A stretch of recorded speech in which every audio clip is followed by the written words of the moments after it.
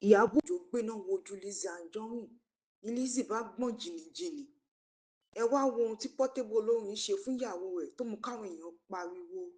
Ẹ jókòó, ẹ gbọ́ ròyìn náà lẹ́kùnrẹ́rẹ́. Lórí àwọn ọ̀rọ̀ tí Lizzy Anjorin sọ sí Iyabo Ojo wá ti fún lésì báyìí o. Iyabo Ojo ti jẹ́wọ́ fún pé òun kò kí ń ṣọmọ lọlé lọ mẹ́sì wá. Ẹ gbọ́ ohun tó sọ. Mo kọ bó ṣe ń pin ní account details ẹ̀ sórí page ẹ̀ jẹ́ kí ló kàn ẹ́ tó bá pin jọ mo ní láti understand ṣé wọ́n ní mọ́ sí Fọlá ni kí n tiẹ̀ pẹ̀lú Fọlá ìwọ̀n kí ní tiẹ̀ pẹ̀lú Fọlá tí kò lè pin ní account ẹ̀ sórí ìkíní ẹ̀ tó bá pin èwo ń tiẹ̀ ṣé wọ́n làwọn àwọn èèyàn tó fún lówó èwo ń tiẹ̀ ń bẹ́ẹ̀ ó rí ẹgbà EFCC lọ kó yá lọ ṣe kéèsì kókó gbọ́ evidence àti account details tèmi àti anybody tí jọ ń pín owó kòsìwọ́n náà ló fẹ́ nu ara ẹ̀ sọ́n sí pé gbogbo social justice tí mo ṣe o àti ti Fọlá o nítorí o kí ló pe náà donation jọ mo ní láti rí àkáǹtì yẹn account details evidence tó ní wàá kọ́ bá sọ̀rọ̀ láyé lẹ́fídẹ́ǹsì ìbàdàn ẹ pé educated illiterate ni ẹ because olóòkàwé dí I'm not too sure about that but you know let's accept kò yí ẹ but baby girl I didn't want to be your friend because you harassing it. You so ras, I never wanted to be your friend. It had nothing to do with auntie. Kò yé ẹ.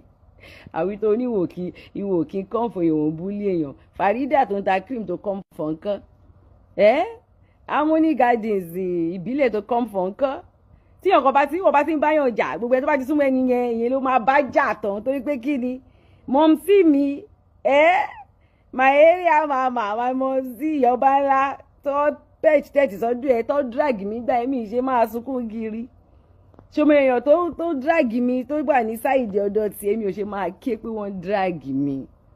tó máa tẹ̀ ṣe ṣó fún mi gidi gan ní ìsùnkún ìwọ ló ń ké wá ké látàárọ̀ ké lọ́sàn-án ké lálẹ́ ẹnu ti ṣe ṣùtì síbi tó ti ń ké gbogbo ọ̀run ti ṣe kínní ó ti darúgbó ọ̀sán gan lórí ọ̀rọ̀ Ìyábọ̀ Òjó yóò yàfẹ́ para ẹ̀ Ọlọ́run ní bá mi pẹ́ o kọ́lọ́ bá mi wù ẹ́ sàn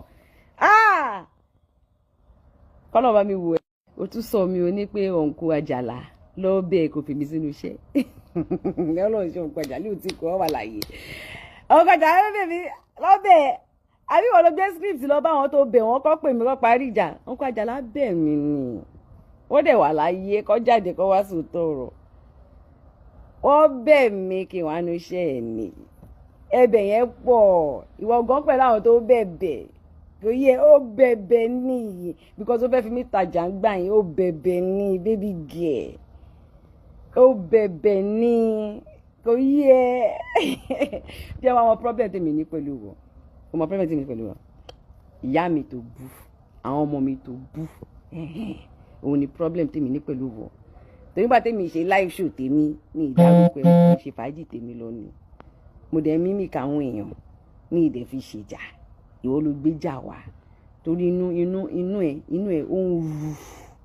ó ń ru tó bá ti ń báyàn jà bí kẹ́ni yẹn kó kú bí kò pa ẹni náà gbogbo ọ̀rọ̀ ayé ló máa pamọ́ ẹni náà kò yẹ ká tí mo sọ ó yẹ so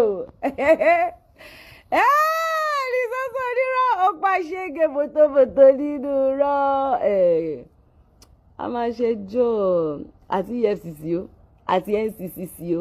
àti BBCC o àti OOPPCC o gbogbo ẹ̀ la máa ṣe kò yẹ bẹ́ẹ̀ yẹ gbogbo ẹ̀ la máa ṣe pẹ̀lú rọrùn